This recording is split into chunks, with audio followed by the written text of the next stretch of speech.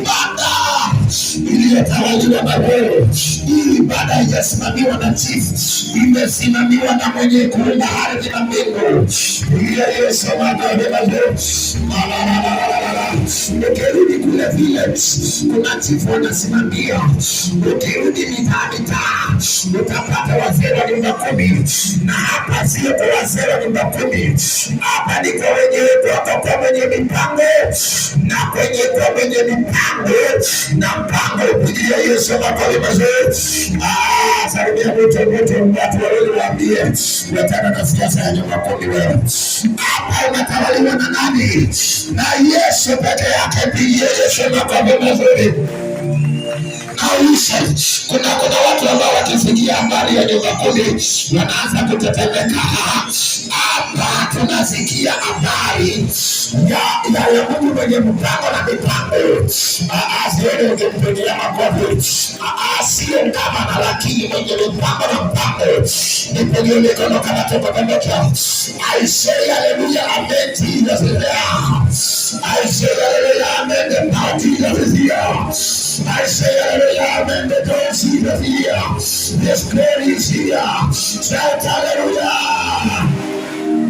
Now listen carefully. The Bible is very clear. Mungu alipokuwa na mpango, akaona mimi Mwenyezi Mungu niko na uwezo wa kuumba. Yani uwezo wa kuumba.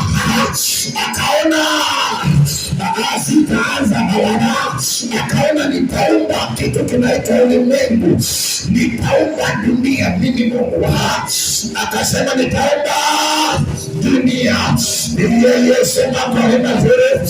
Akauleta ulimwengu ukawa. Maandiko yanasema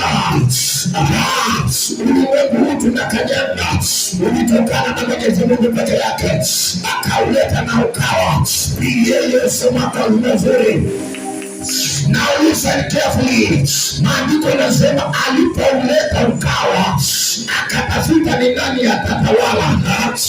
Akatafuta nitampata wapi malaika ambaye anaweza katawala. Akasema no.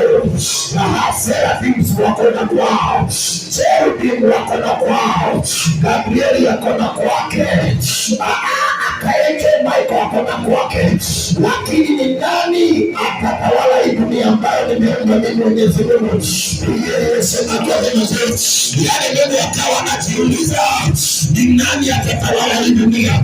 Can I tell you one thing now? Listen carefully.